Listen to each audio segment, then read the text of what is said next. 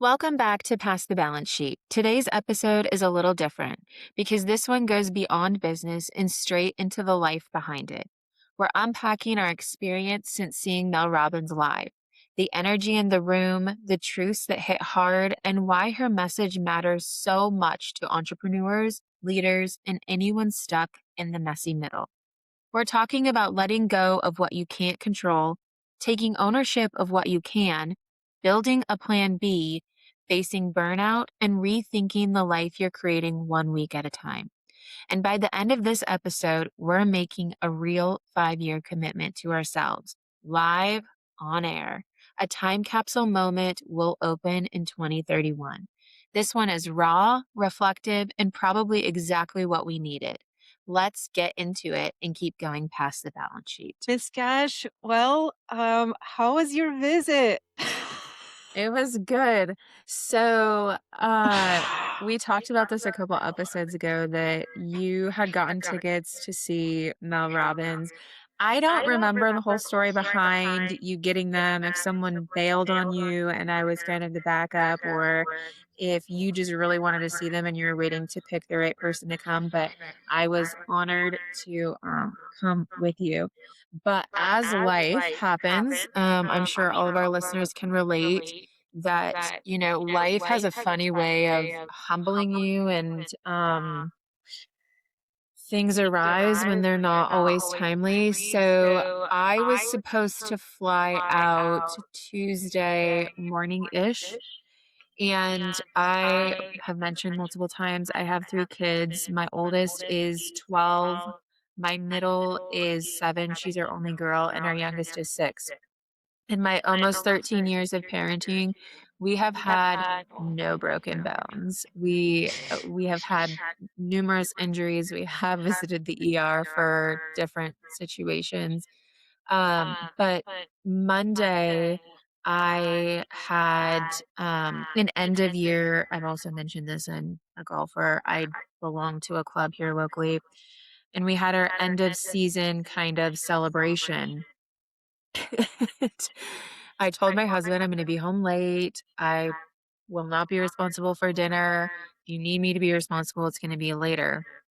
So we're at this end of season celebration and it's like 5:30. My phone rings. It's my husband. I literally turned to my friend and I'm like, he probably totally forgot that I had this going on tonight and is asking where I'm at.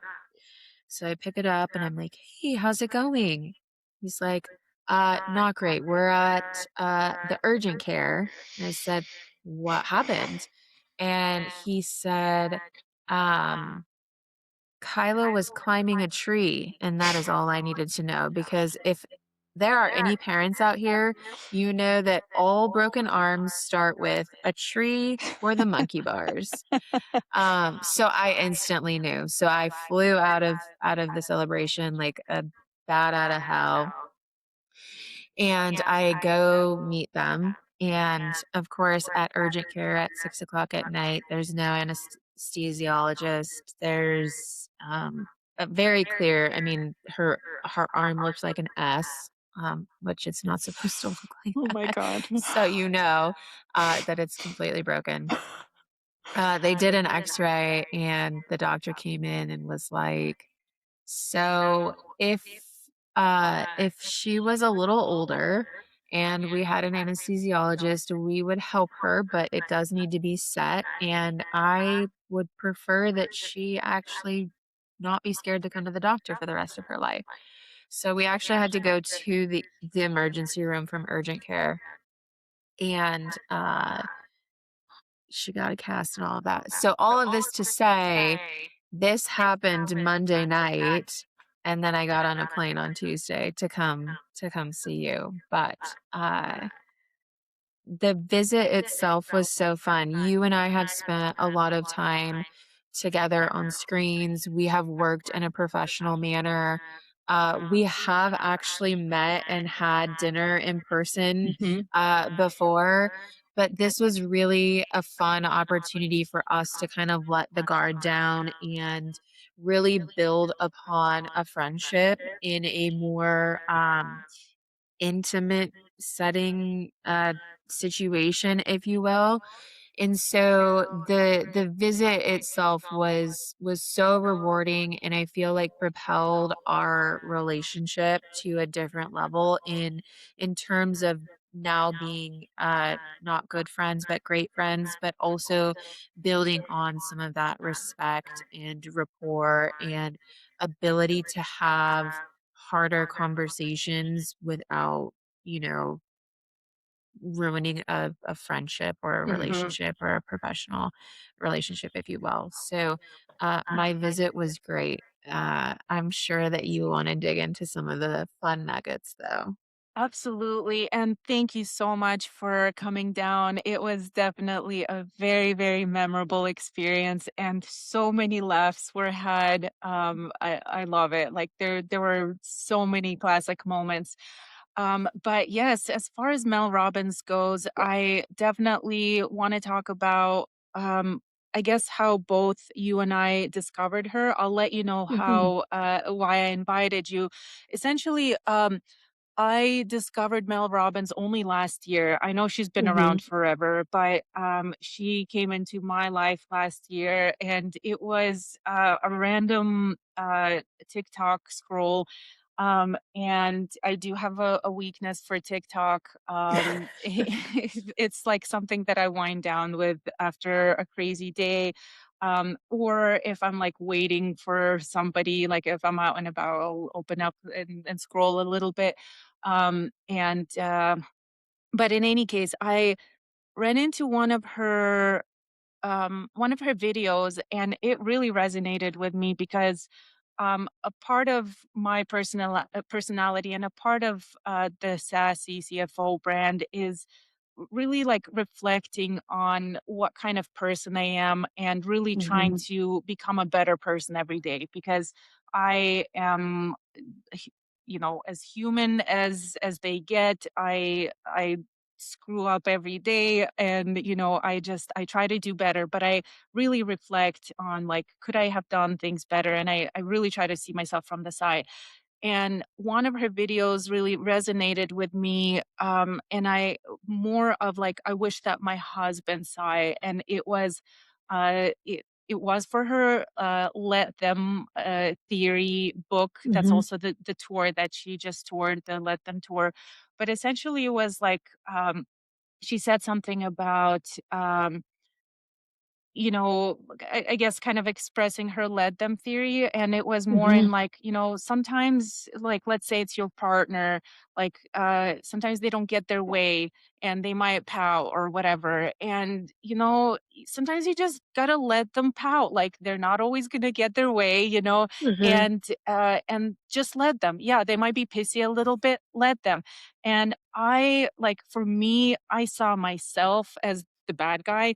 I saw my husband as who should be receiving this message, as in like let sassy, pout a little bit because you put a word to it, and I didn't want to admit to it, but it's a true thing. Like he's an enabler, so he is so concerned about like making me happy and make sure that the sass doesn't get too sassy, that like that I'm in a happy place. mhm, And but to a fault where like if I express like, oh, I wish it was like this way, like a disappointment of some sort, like he will then try to like go, if he was driving somewhere and brought something and it wasn't like something that I expected, he'll like want to go in his car and then like drive and bring me and it's like, no, like excuse me, like the world does mhm, not revolve around me, and I want him to have the strength to to know that like yeah, she might pout a little bit, but she'll get over it. It doesn't mean mhm, she is gonna hate me or leave me or whatever his process is for whatever the little angel or devil on his shoulder tells him to do to enable me. Like I want him to just be like, no, she'll get over it and life moves on, and she should be mhm, grateful for what I did bring her, or whatever the situation is. So since then, I just started consuming her books of her various theories.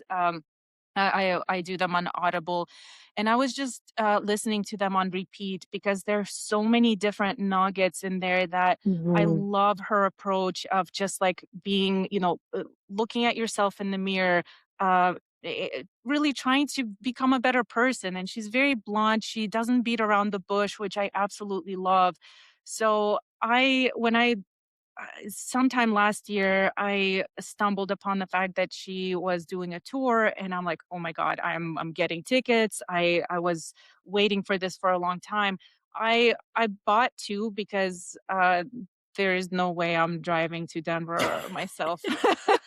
And I asked Chris if he'd go, but I knew that he really would be doing me a favor, even though I really, really, really, really still want him to absorb her message because he could learn a lot, like, not to enable me. I still Mhm. feel like it's relevant. But once you and I started on this journey, and because of our very similar, ways of kind of, Mhm. putting a break in our old, methodology to our lives, we wanted to do Mhm. something different in our lives, and we took a huge, huge risk to say, "No more of the old ways. I need to define my Mhm. happiness. I need to build it." And so we took some big risks. You were the first one, as you mentioned in the last episode. You were the first one out of us who kind of took that brave pivot out of what you were used to, out of the Mhm. comfort zone, and you started your own endeavor here. And I was a little bit later, as I mentioned in the last episode. I am kind of taking a different approach to my brand, and the kind of help that I give to people is changing in a way. It's a little bit less of the, certain clients, and trying to help a Mhm. little bit more of a group of people. And so for me, it was, my heart is telling me I want to do this. The old way isn't satisfying me anymore. I feel like I'll never make the time for this if I don't just cut the old method out. And Mhm. so I was so looking forward to this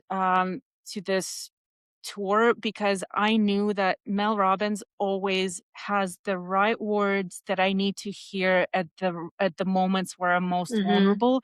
And in these last couple of months, I've been unsure of myself. I've been asking myself questions. Am I going in the right path? Am I going to regret all of this? And I knew that when I see this tour, I will feel validated about the risks, that I feel like I'm listening to my Mhm. heart for the first time, and I need somebody that I really respect to tell me that I'm in the right direction. And that's why I asked you to come along. Mhm. I spared my husband from an event that he probably didn't want to go, but in the future I'll force him because the message, the message still is Mhm. very important. But I knew that you'd appreciate it more than anybody because that message was, I feel like, what we both needed to hear at the Mhm. same time in our lives. So that's kind of how I came to invite you. But please tell us about how you discovered Mel Robbins, Mhm. and why you had a peak in interest in coming along. Yeah, I actually found her. I feel like she gained a lot of traction over the last year or so, but her first book was actually, I believe it was called 54321. That might be not the name of it, but The that's five the second rule. principle. Yeah, the Hmm. 5 second rule. Yes. Yep. Hmm. So that's actually the first book that I read of hers. And it was really before this kind of blow up of her, well before this tour. But one of the things behind it is that when you feel an impulse, um to act on it without hesitation, or to also kind of like, you get 5 seconds, right? Like, oh gosh, I really don't want to do this. Five, four, three, two, one, we're going. You take it out. Or the other thing that I kind of took out it personally is like when someone wrongs you, 5, 4, 3, 2, 1. Okay. Like, you have a minute Hmm. to kind of rebalance yourself before you go into Hmm. like full attack mode. And so that's where it really started with me. But when I started digging into her, I found out actually some of her story before the show last week. And she has very humble beginnings, right? She's gone through rock bottom and she really dug into it during the show, which I really appreciated because so many of us get to this point of it's too late in life, or I'm too old, or I'm not seasoned enough, or you find all these excuses of why you can't do it. And she literally had every single reason, excuse of why she couldn't, and she found a way out of it. And so Yeah. I really respected it because I can be an impulse person. So her first book actually really helped me, and just, her humble beginnings and where she was. If you're interested, I really encourage our listeners to go do some research on her, because where she is now is very short journey from rock bottom from her, and rock bottom Yes. was pretty rock bottom. So Mhm. for me, it was one of those opportunities to realize, like, rock bottom and this blossom, bountiful, rewarding life doesn't have to be a big journey. Sometimes it is, and really enjoying that journey is something that I was excited about. But I'm so glad that she went into that on at the show, a little bit more of the details about it. But Indeed. to your question, I found her through her first book. Mhm. Yes. What I didn't expect, what I didn't know, is just like how energetic her shows are, because I've only listened to the books where Mhm. she's narrates her own books, which is Mel Robbins, please continue narrating your books because I don't want to Yeah. hear anybody else say your message other than you. But in any case, I didn't realize, like, how funny and silly and quirky she was. Like, guys, Mhm. the show was electric. Like, there was all this anticipation for her to come out. People were going crazy. I feel we missed out on the booklets, man. Like, I somehow know. everybody around us had these booklets where we did exercises together and people wrote down things and you and I typed on our phones. Uh-huh. I feel shitty, like we don't have a little memento from her tour, but that's okay. The message stuck. We'll keep the Mhm. message in our heart. But just the energy was insane, and in the end, there was confetti everywhere. Like people, man, just you can tell how many lives she's changed. But Mhm. I just loved, like, it was a very interactive show. There were props there. Like, she brought out a bed. She had a Mhm. table. She had a glass of wine that she was like Mhm. spilling everywhere. Yep. One of the funny, memorable moments. She brought out her daughter, who is this gorgeous, humble, beautifully disciplined, polite, just angel. When she mentioned Sawyer, I always thought it was a boy. I thought it was like her son who was Sawyer, that she co-wrote the book with. But then this gorgeous blonde came out, and it was so sweet to like see their interactions and Mhm. how human they are, and that even in writing out these profound theories, that they were learning on their own theories and testing them out with one another, which was, Mhm. it just put such a real um spin to it. But she was just hilarious. Like, I remember when she was like crawling towards her daughter, On the when her table. daughter was saying like, the more that I pushed you away, the closer that you got, and she's like Mhm. getting in her face. Like, she's just so hilarious. I Mhm. loved her silliness, and I just feel like it's so genuine that she wants to help people, and that her message is truly, truly genuine. Like, she teared up in the end. Like, I think it means a lot to her seeing what an impact she has on people. And so it was just a super, super, super magical show. Let's dig into some of the special nuggets that stood out in that show, and let's talk about kind of what they meant to us, and how we can translate them to our listeners as well. Do you want to jump into kind of the concepts, the main concepts of like where we should concentrate our energy as a part of Mhm. the let them theory. Yeah.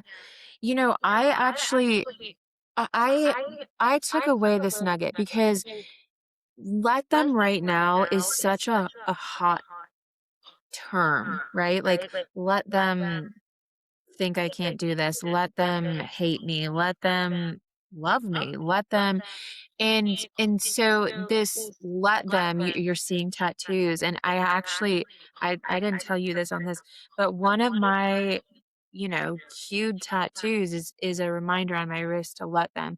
And in my head, what I had thought of is it is let all of these people around me do them and it has no effect on me. And we can get into some of how that is flawed and why let me is actually more important. But Mhm. let them is kind of this concept of releasing from our internal need for control over areas or concepts in which we have no control. Things like, again, people's opinions, fairness. Fairness for me just it's never really resonated because I grew up in a home that really just life isn't fair. And so Mhm. I was really raised in that atmosphere of when I said things like that's not fair or what have you, I was reprimanded for it Mhm. because just life isn't fair. So I didn't really Mhm. resonate with that one. But the past, you can't change it. Expectations, your parents, relationships, friendships, moods of people. This Mhm. one rung home for me because my mood I know has affected other people. Mhm. Uh, People changing. I've had some really dear friends that we had beautiful friendships, and unfortunately, life and seasons changed. We moved through life at different paces, and Mhm. that's okay. It was a great friendship for then, and now I've grown kind of out of that friendship. Um, Others' actions, Mhm. headlines. So all of these things that we really have no control over, that let them is really letting, like releasing it from Mhm. like we can't control it. Let it go. Let them do them. Let the past be the past. There's not really much that you can change. But it was interesting for me because I really had that very, I would say, general idea of that's what you focus on is the let them part. Like people's opinions, you're right. I can't change those, but Mhm. um letting them do them really doesn't do much for me. Mhm. So it was that part was really interesting to Mhm. me. Do you want to talk about why let them is not really the preferred term? We really do not gain anything by focusing on our energy on something that's completely out of our control. And Mhm. instead, like we definitely need to focus that energy somewhere that serves us. And so this is where we need to focus on the things that are within our sphere of control. And so these are things are they might be the closest to us, but I gotta say they are hard to to Mhm. um to kind of change your perspective sometimes in some of these things. Mhm. So, for example, you let me take control over my thoughts. This to me is like the biggest hurdle in life. It's a daily Mhm. battle, and when I say battle, it truly is a daily battle for me. I at the end of the day, I pretty much assess: did I win today's battle, or did I, or Mhm. am I like, am I on the ground? Yeah. Because my brain is my biggest enemy, and when you let your thoughts kind of go wild, this is where a lot of our insecurities, I think, unless you're an NPC, you have some sort of a narrative in your mind Mhm. that is, it's taking everything that's around you. It's it's recapping, your most recent interaction. It is judging the hell out of you, like, why did you say this? You should have said Mhm. that. How did you come across? Did you hurt that person's feelings? This person is waiting on you for, your past due on your commitment to this person. And in my world, because I do, it's a big reflection is a big part of my personality, but I'm also my worst critic, right? And so I Mhm. get cycled up in these things. And so not only am I like, I'm projecting these narratives of these things of, I didn't commit to this thing, or I broke my promise on this thing. Now this person is waiting on me. Now they're probably thinking like, what? That she's not working. She hasn't been working. Now I'm gonna get fired. Like my brain takes it to such leaps to where like I'm Mhm. exhausted. By the end of the day, I'm exhausted with like what I went through in my brain. It Yep. didn't manifest in the real world, but holy crap, my system experienced it. So now I'm drained, I'm stressing. I Yep. feel like, these people have a certain opinion of me because in my episode, they felt a certain way. Like, Yep. so getting a handle over your thoughts is one of the biggest challenges, but one of the most also empowering things when you can put control in it. And so, I don't have a great solution of how to put control over my thoughts, but it's definitely one of the once you realize, "No, this is my thoughts leading me this way. No, this didn't happen." And I don't remember if it might have even actually been something, of Mel Robbins's ideas, but, somebody, gave me this different approach to try to gain a control over my thoughts, and that is, um, put your energy into this problem if it happens. So, like, essentially not allowing my brain to think of all the things that could go wrong, but instead it's like, if they go wrong, that's when I will put my energy into dealing with them. So I am actually trying to avoid my brain from even going to entertain the things that could go wrong. Mhm. I wanna stop on thoughts because it's such a big one that's probably relevant to a lot of listeners. How do you battle your thoughts? Yeah, I think I've gotten better over the years. When I early in my career, and I think we should also preface this, we're gonna get into a little bit more of the plan B and things like that. But as I've transitioned into my own business and out of the corporate world, I don't have people to lean on in terms of this, right? Like as a CFO in the business, you can lean on the CEO or you can lean on a board or you can bounce ideas back and forth.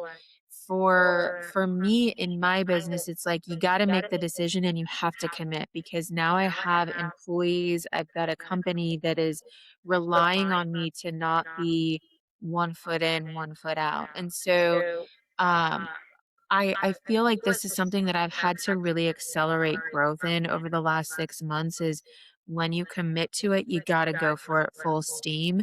My thoughts, I think, get the best of me in my personal relationships. In my personal relationships, again, I've talked about this in so many episodes and will continue to. My people are hand selected and they are very intentional people, my close circle around me. They will call me out on my BS when I need to be called out. They will love me well when I need to be loved well. They will give me feedback when I need that feedback.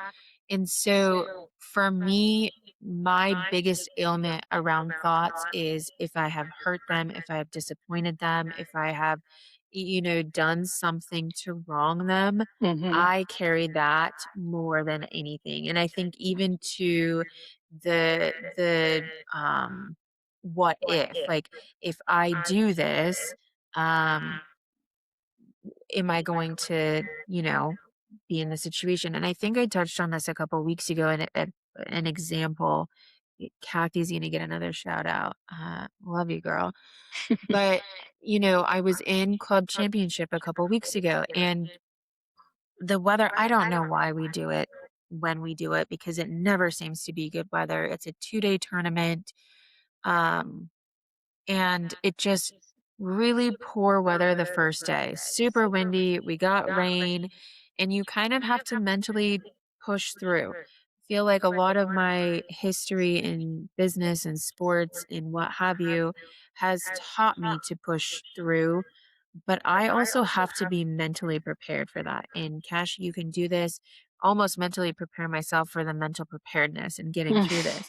And I had a great first day. I powered through the weather, uh, played some of the best golf I've played in a very long time. And day 2, very typical for golf, you repair based on how you shot the first day. So, leaders are playing with leaders and higher scores are playing with higher scores. Becomes a little bit more competitive in who you're competing against, how they're doing throughout the day. And I was paired with someone that our personalities are both very strong personalities, and strong in the sense that they don't mesh well. I don't think there's a lot of there's not really hate on either side, but probably not going to sit next to each other if we're given the choice. And that's Mhm. okay. We all have those people in our Mhm. life.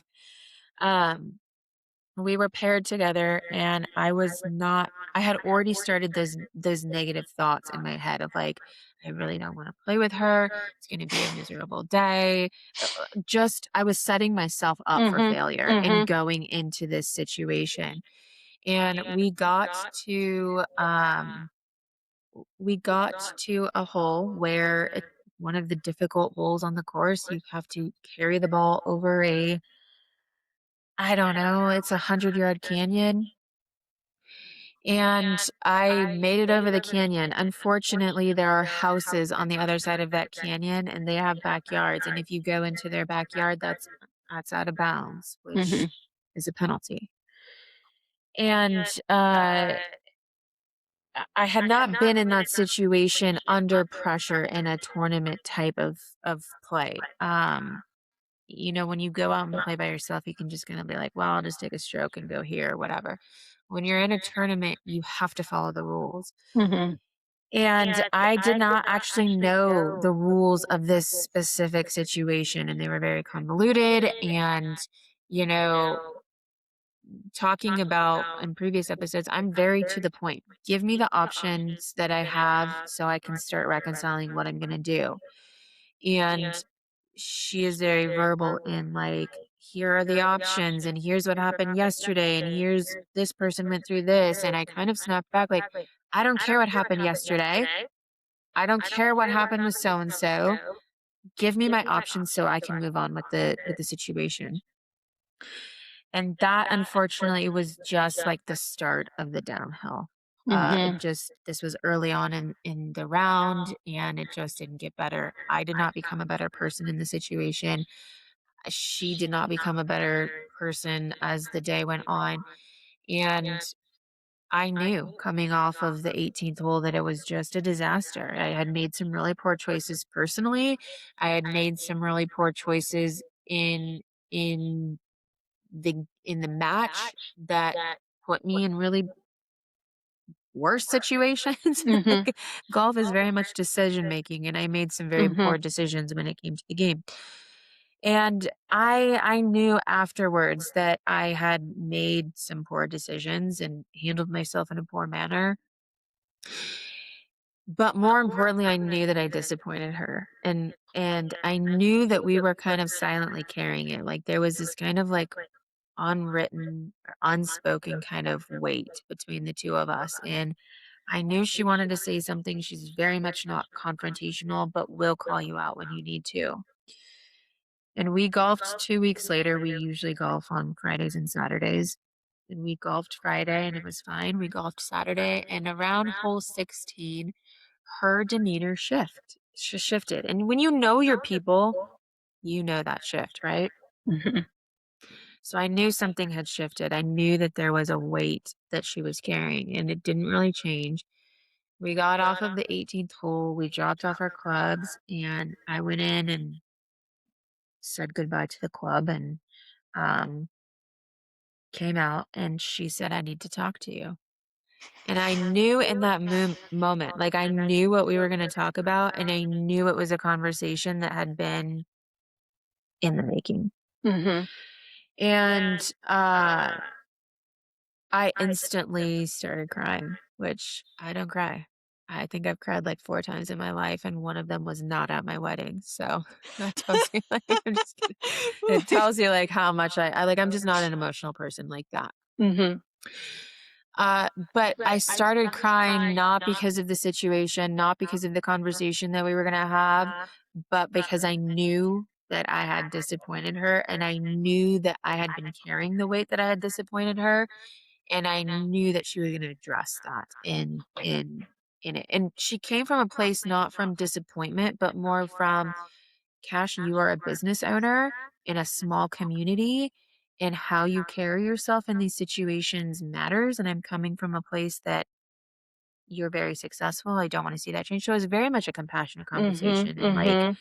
uh but very long-winded explanation into my thoughts get the best of me when I know I've done wrong and disappointed the people that Mhm. matter to me, and, when they actually call me out on it and knowing, like, I have to, take accountability for how I've Mhm. disappointed them.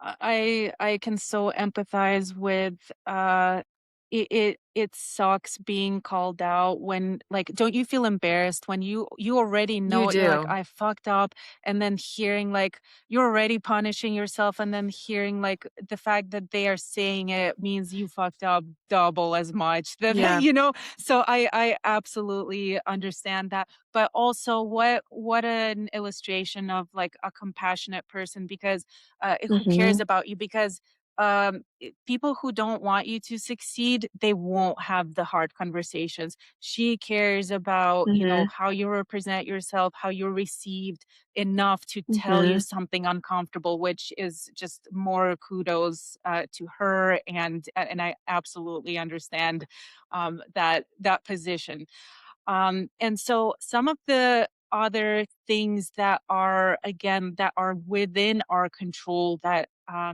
Mel Robbins talked about, you know, thoughts is a big one, boundaries is a huge one.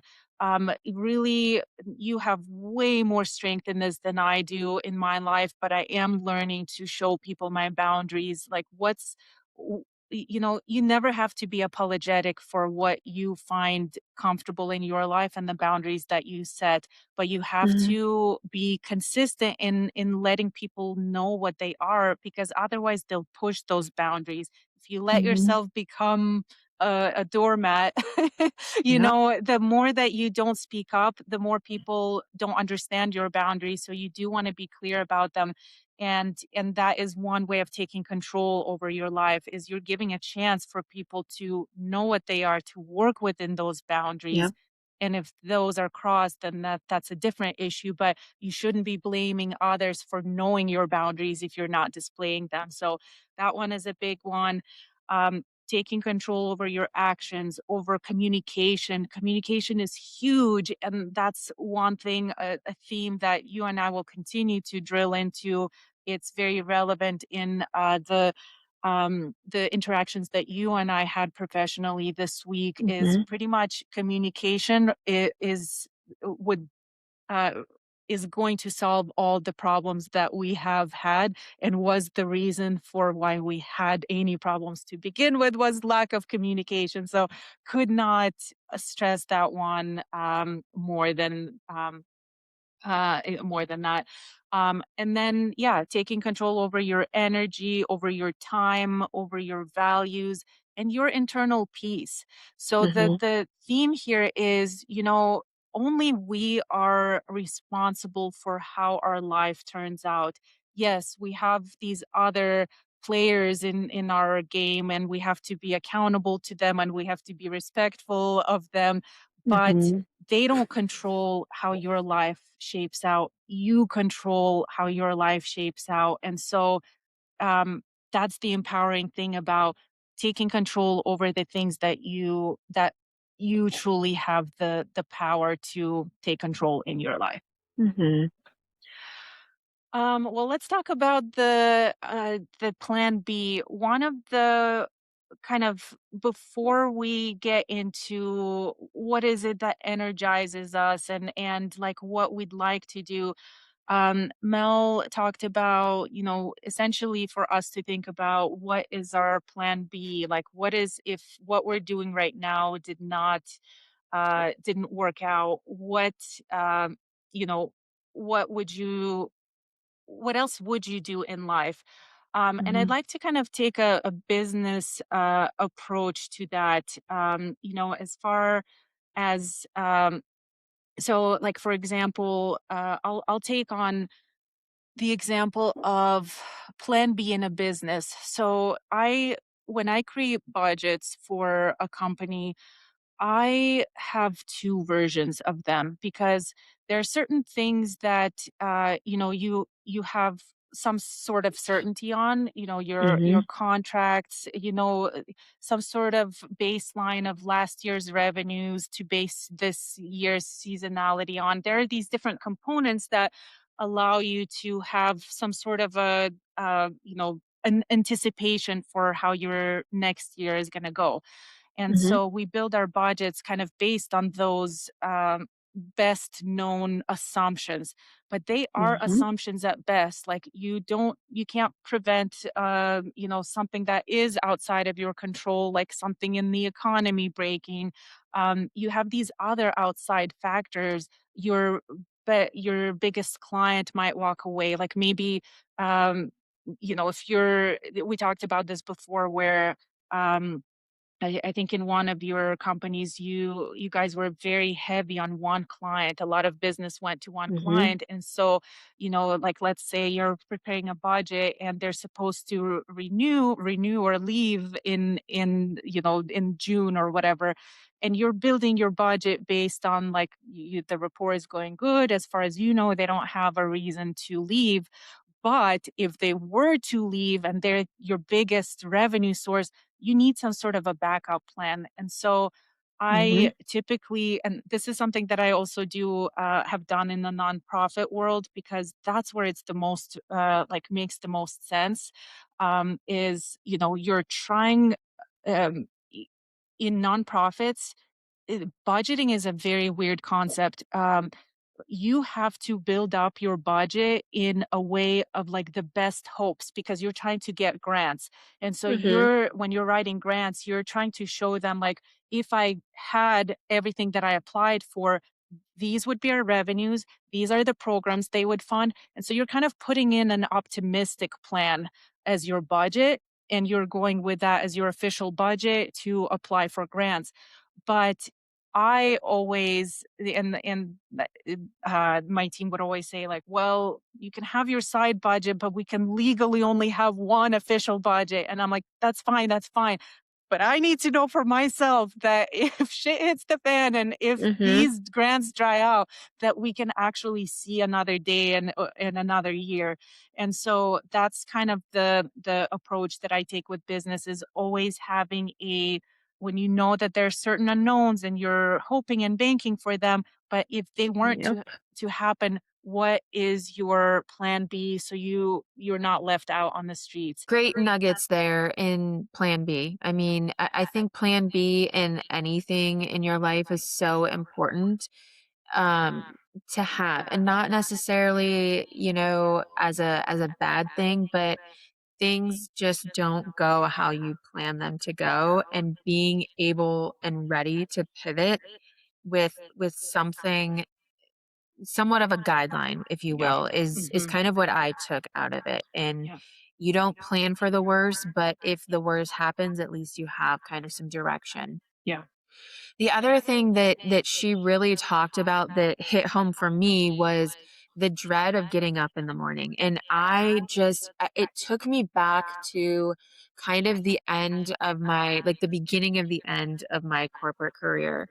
I mentioned on the last episode that my husband kind of had this come to Jesus talk with me in, over when we talk about boundaries, I committed poured into and gave so much of myself to my career and companies that I worked for. And I blame myself for that. I gave those open boundaries, or I widened the fences and allowed for it to happen. And what happens is when you start to open up boundaries, it's really hard to shrink them back Yes. down. Yes. And over the course of my really towards the end, as I was really taking stride in the C-suite, you pour in more hours than anyone will ever know or understand. And I don't say that in a boastful way. Like when I Mhm. hear people say I'm working 60, 70, 80 hours a week, that's not a badge of honor to wear. I Mhm. mean, and I see it now on the other side. It's really you are working those hours at a sacrifice to something else. And in Yes. my case, it was the sacrifice of my family. It was the sacrifice of things that meant something to me, and it meant actually vacations, which I am a big advocate for. When you are able to step away and really recharge and reset, you are able to come back with a vengeance, and you can come back with more momentum than you ever knew possible. And so in my last kind of 3 to 5 years in the C-suite, I really didn't take vacation. It was always with some sort of extension. Like I will have my emails and I'll be watching them, or I'll be checking in every morning, or these are kind of the hours that you can find me available. And so about 6 months before I had fully made the decision to step out, my husband and I went on a long vacation. And part of that vacation was it, it was a non-negotiable for him. And we are going to go, and you are not taking anything with you. No phone, no computer, no anything. And in hindsight, I'm so grateful for it. But in the moment, I'm like, how dare you? Like, Mhm. this is our livelihood. It's how we keep a roof over our head. It's how we put food on the table for our children. It's how they are able to do the things that they like to do. But in that weekend, what I found was I was able to recharge. I came back with a lot more clarity, but he also kind of, that was that coming to Jesus talk. And you don't seem happy. Like if Mhm. you are putting on a really good show. And I was kind of going through this dreading getting up in the morning, but doing it with a poker face. You know, Mhm. I have never really set an alarm, so I can't really say that I snoozed, but when I would wake up in the morning, it felt when you wake up in the morning, you should feel refreshed. You should Mhm. feel Mhm. recharged. You should feel like, okay, we get to go tackle this day. Do you have hard days? Yes. Do you have days you don't want to tackle? Yes. But by and large, when you wake up in the morning, you should be recharged. And when I was waking up in the morning, it was just like, Cash, it feels like there's a 1,000-pound brick on you. I was finding every excuse not to get up. I love to work out first thing in the morning, and I was finding myself not even wanting to work out. Like, I Mhm. just because I knew when I got up, the day was waiting for me. Yeah. And I just was not excited about it. I felt like my to-do list was a mile long.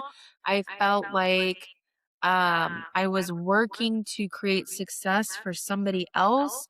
I felt like I was getting up to say goodbye to my children, or um explain or justify why I was going on another trip and why I was going to miss another event, which I absolutely hated. And Mhm. so when she was going through this whole thing of dreading getting out of bed and hitting the snooze button and really having this pity party, I had been doing this, and my husband Mhm. really called me out on it. And I finally, when I made that decision of, all right, I'm going to leave, I'm going to do something for me. I don't know what that is yet. The morning routine just changed. And she talked about that in this situation here that, when she finally made that decision that we're done having the pity party, we are now going to go walk around the block, and then we're going to drink our coffee, and then we're going to, kind of going through this routine. When I made that decision that I was all done, I could then start getting up and enjoying the morning. I didn't Mhm. know what the next season looked like, but I was able to start planning for it. And Mhm. so Waking up with I a just purpose. yes, I felt so much conviction when she was going through this and, like, gosh, was she like a fly on the wall in my house, in my bedroom, like, while while I was going through this weird transition, and Yes. I do wanna bring just a bit of realness in. Over the last 6 months, there are still some days where I'm just like, "I just don't wanna do today." Like, there are meetings on my calendar that I'm just not interested in. There's people that I just am not interested in interacting with, conversations I'm not interested in having. But by and large, when I wake up in the morning, it's like, "I get to do this today. I get to go lead these people. I get to run this business. I get to show up for my kids. I get to do this." And it is very different than waking up every day and I have to do this. Yes. You and I are, I mean, man, we have such similar fates and like how we ended up in the place that we did and the timing and everything. The dreading getting out of bed has been the hardest part of my life for the past 3 years. And like Mhm, to the point where like really it's a big sign of depression when you are sleeping in, and like in these last let's see, it's almost May, like so these last like 4 months I've been and I'm an early riser. I like to have control over my day, get up early, get up before everybody else does, like, but I've been trying to avoid the day. I've been just you touched on something that really was the core of my depression, and that is committing so much of your time and energy and your life for somebody else's gain. Just like obviously we help in what we do, we help people, right? But there mhm, have been these things that, again, like my sassy brand, like there are so many projects that I have started years and years ago that I get so giddy and energized about when I fantasize about working on them, but I never have time to work on them because I put everybody else's needs first, and I overload my calendar and overload my commitment to others. mhm, And I'm not letting my own dreams be addressed. And so at a certain mhm, point, I kind of started hating my reality and hating, like, okay, there goes another day of where I'll ignore my own feelings. Like, I don't even remember who I am anymore because my entire mhm, existence is serving others, you know? And so for me, again, that was so, so relevant. But another piece that was just so relevant with me is when she blasted this chart of our weeks. It was essentially the representation of our life in weeks. And so it had, oh, yeah, please share that. Yes, perfect. yeah, Yeah, and so right there, smack in the middle, she drew a red line. This is when she hit her rock bottom. And it was so like so relevant for me because she was 40 years old. It was February of her being 40 years old that mhm, she hit her rock bottom and was like, what the heck do I do with the rest of my life? And for me, when I decided to make a change and pivot was in February of this year. I turned 40 in March, but my decision of like, I'm not doing the same thing anymore. Like, I'm gonna make mhm, a change in my life. So it was like the same exact timing. And again, it was, I remember when I made that decision, it was, I said to myself, or my inner voice said to myself, like, you're never gonna make a change. Like, nothing is gonna be different in your life if you don't make this cut right now. And I was mhm, scared to hear that voice, but I also was scared to hear that nothing is gonna change in my life because then that means that the misery is gonna like prolong, mhm, that not that I'll be in the same place. And I was not content with like allowing myself to, basically expect a different life without making any sort of different decisions. And so that piece was very relevant for me. Like, okay, you make the hard decision. Yes, you it's your you're 40 years old, like Mhm. there's so much pressure of, I have to have my shit figured out. I built, I worked so hard to get to this place. Am I going to walk away from what I've built, But Mhm. in my life, it's not truly walking away. It's pivoting how I do things. It's giving myself more time, giving the projects that I want to work on more attention. And so having seen that chart when she illustrated for us, to show like, yes, you're 40. And this was probably my midlife crisis, if you will, making that change in my life. Mhm. But seeing, like, I felt so liberated seeing how many more weeks, I have left in my life, hopefully, if I live like Yeah. to 100 like she she had in her chart, if everything goes well and there are no unseen surprises, like, I was just so liberated about, "Whoa, I made this pivot early on in my life, and I get to Mhm. control the remaining weeks in my life." Like, I felt so empowered, so energized seeing that chart and like, yeah, I am 40. Yes, I'm kind of starting from scratch, in this new pivot, but it's exciting and I have more of Mhm. my life to be excited about. So that totally with you, from you know, the dreading getting up in the morning to making a change about it to where I'm super excited and energized to me every morning. So, Yeah. absolutely. That chart was so interesting, and it shows you, when you break it down into a week, and that's how she did it. Like, there's 52 weeks in a year, and then she did it from, 1 to 100, and you can figure out the math on how many dots that is. And the white was really like her life up to this rock bottom, and then the red was the rock bottom, and then the empty was still left to live. And I really wanna press on what I took away from it was that rock bottom, and we've all been there. Like, and I know there's other rock bottoms waiting for me, but and my rock bottom is not comparable to anyone else's rock bottom. But what stood out to me is when you are in it, you feel like it is so long. You feel like it's never going to end. You feel like, how am I going to get out of this? And when you can step back to the 40,000-foot view, or you can step back and look at it from far away, you realize that, even if it's 52 weeks or if it's a 3-year span, like, that is really just a blimp on the map.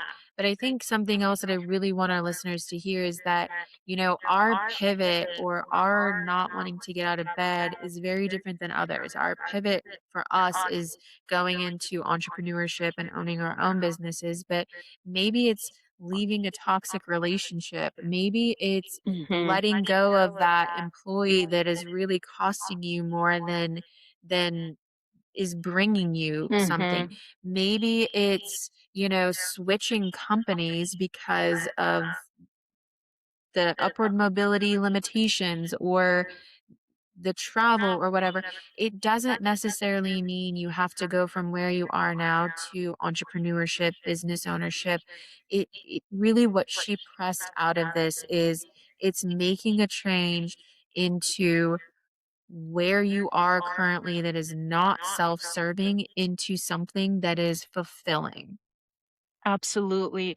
And with that, this theme has been, really about grabbing our life by the balls, defining what is it that makes you happy? What makes Cash happy? What makes Sassy happy? What makes our listeners happy? We're really accountable only to ourselves at the end of our, Mhm. our life when we're at our deathbed and we're looking at, what risks we took, what adventures we leaned into. We don't want to have regrets, and we will have regrets if we don't take those chances. So again, the theme is, figuring out what is it, where do you want to be, and doing absolutely everything in your power to get there. And on that note, I want to switch gears into this wonderful idea that you had absolutely had an inspiration after seeing Mel Robbins. Like, how can we take this event and make something memorable and meaningful, kind of as a memento from the event? And I Mhm. absolutely love your idea if you want to talk about what we are going to do in a few minutes. Yeah. So at the event, this is where we really realized that we didn't get notebooks. But in the event, it was a really personal opportunity to write down our plan B. If we were to stop doing if if we were to stop doing what we're doing now, what would plan B be? And she didn't give any indication of what we would be doing, but she did say, like, "You have to write it down." And both you and I look at each other like we're the only ones without a notebook here, so our only option is to write this down in, like, our notes on our iPhones. And so we did, and then came the very awkward moment of she's like, "All right, fold it up, turn to a stranger, and give them your plan B." And then this weird thing just happened where now all of these papers are passing around through this auditorium of 5,000 people. You don't know where, well, I know where mine ended up. It's still on my iPhone, but but these papers are going around this room. You may have been in the front and your paper is someone in the back, someone on the left, their paper maybe with someone on the right. But basically what she had wanted to accomplish out of this is one, you are now accountable because someone is holding your plan B. But on the flip side, you are responsible now for someone's plan B. So you don't get to just throw this in the garbage because it's paper that's sitting in your wallet. But this is someone's meaningful, personal plan B written down. I'm like, wow, that's really powerful. For me, I couldn't really resonate to the plan B because I feel like I'm kind of living out plan B right now. I basically left the corporate world and said, "Here we go, hold my beer." So I feel like I'm doing plan B. But as we left, I started really reflecting on like if I really lean into plan B as I am now, right? Like I'm only 6 months in. I've got a long journey ahead of me in building a business, building a podcast. If I really lean into plan B, what does that look like in 3 to 5 years? And so I had mentioned to you on our walk back, like, what if we kind of created this capsule and I didn't know what that looked like in the moment, but if we were to document where we would like to be in 5 years with our businesses, both of us leaving the corporate world with this podcast, with, our personal relationships. If we look at ourselves in 5 years, what does Sassy and Cash look like? And what if we wrote that down and we we had this goal or some sort of exciting moment around, you know, the podcast still being here and we open up these time capsules, if you will, of these 5-year plans. But I threw the twist on it of we have to write them down, like tangibly write them down like Mel had mentioned, and then we have to send them to each other. Like, it's not just me, like, a week before the 5-year plan saying, yeah, this is where I saw myself, but really taking a moment to list this out very intentionally and then trusting you to hold on to this very personal note and vice versa. And Yeah. you were like, "Oh my gosh, I think that that's a great idea." And part of me was kind of thinking like maybe she'll think it's stupid so we don't have to do it. No, I But was you jumped thinking on to it. I love it. You jumped on it. And so for me, I think there was some accountability in like our we've been very vocal about our goal has never been about monetizing this Mhm. podcast. It's been about bringing realness to our listeners, bringing realness to business owners, bringing realness to those that feel stuck, but also holding ourselves accountable. So if we really want to make this something that is a true resource for people, then it's going to cost something. We have to invest into it and really make it. And so part of my 5-year plan. And what I see for us is many, many, many more episodes and, laughs, tears, ups, downs, all of it along the way. And a piece of that is writing it down and what it looks like and letting g- having trust in you that you're going to hold it with care and security, and I'm going to be accountable to it in 5 Yes. years. Absolutely. I love it. Let's take a moment to write things down. And remember, one of the things that I loved about her approach, and when she asked us to write down what we would be doing, one of the caveats was, um, what would we be doing if money was not an issue, and if we didn't care what our friends and family thought. So this that point is really to dig down, not for your friends and family's expectations, but how do you want to grab your life by the balls. So I will shut up now and I will start writing. How long have you been waiting? Only a moment. Only a moment. Mine is I've got the bullets. I'm gonna refine it just a little bit. It's gonna go in a In the envelope and it mail. will go out to you.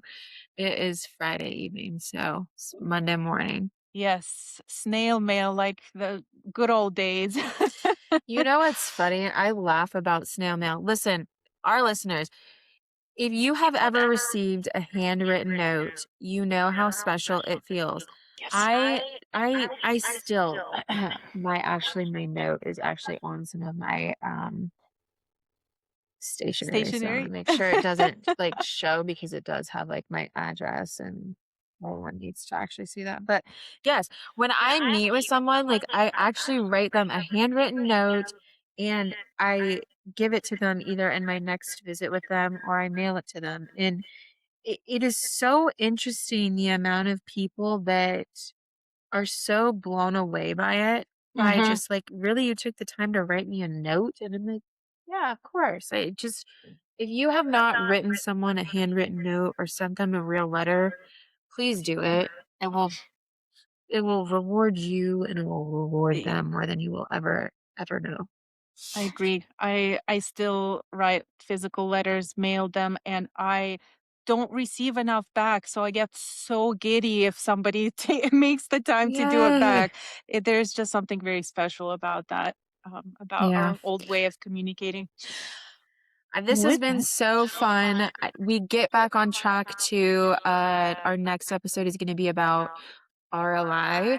I yes. know a few people that are really excited about that, but really in Yes. close, we are responsible for our own happiness. And thanks to Mel Robbins for the inspiration.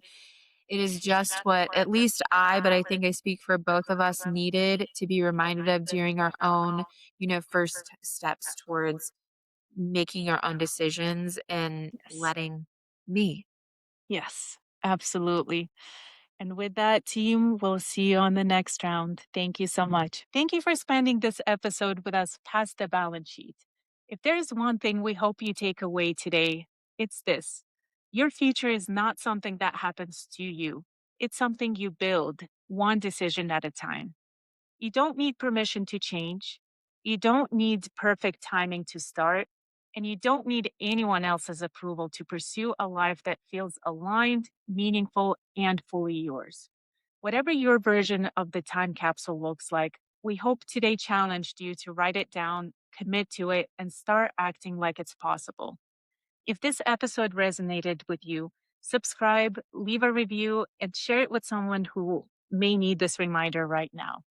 If you haven't already, ask yourself the question: what would you do if fear, money, and opinions of others were no longer in charge? We'll see you next time when we keep going past the balance sheet.